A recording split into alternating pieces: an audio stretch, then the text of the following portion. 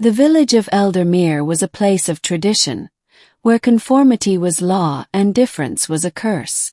The people lived by the old ways, fearing anything or anyone that did not fit their narrow understanding of the world. And then there was Lyria.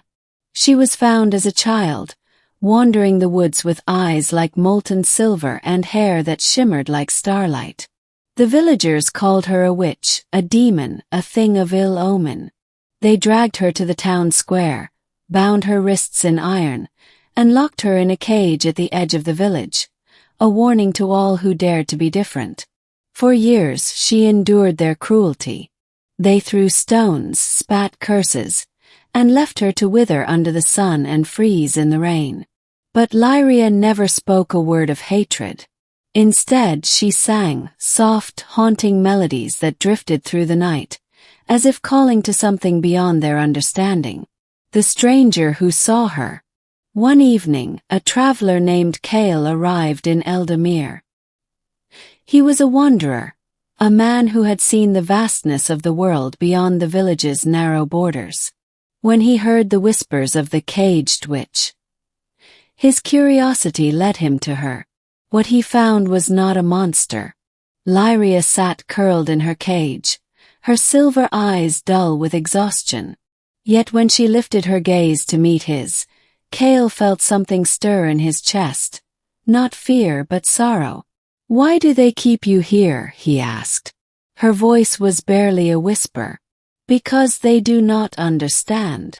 Kael had spent his life running from places that demanded conformity, and seeing Lyria shackled for simply being ignited a fire in him. He returned to the village square, his voice cutting through the murmurs of the crowd.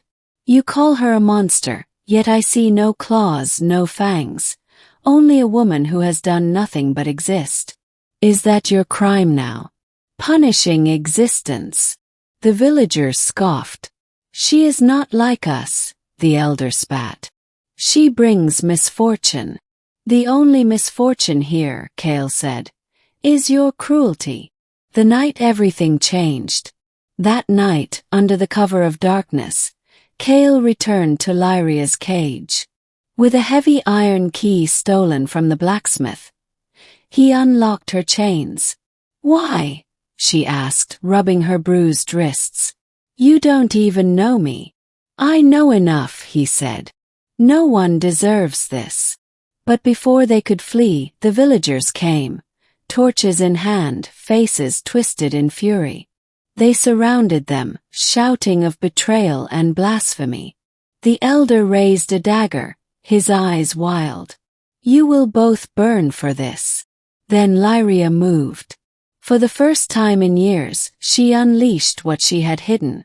Her hands glowed with an ethereal light, and the earth trembled beneath their feet. Vines erupted from the ground, wrapping around the villagers' legs. The wind howled, extinguishing their torches. The villagers fell to their knees, not in prayer, but in terror.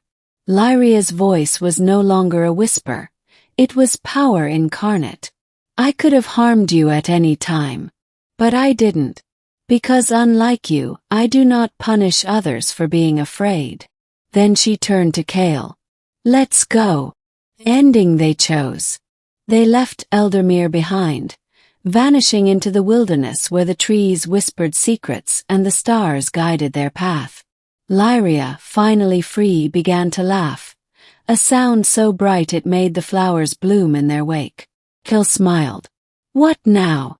She took his hand, her silver eyes gleaming. "Now, we find others like me, others like us, and we show them they don't have to be afraid." And so they walked, not as prisoner and savior, but as equals, as kindred spirits in a world that had tried to break them.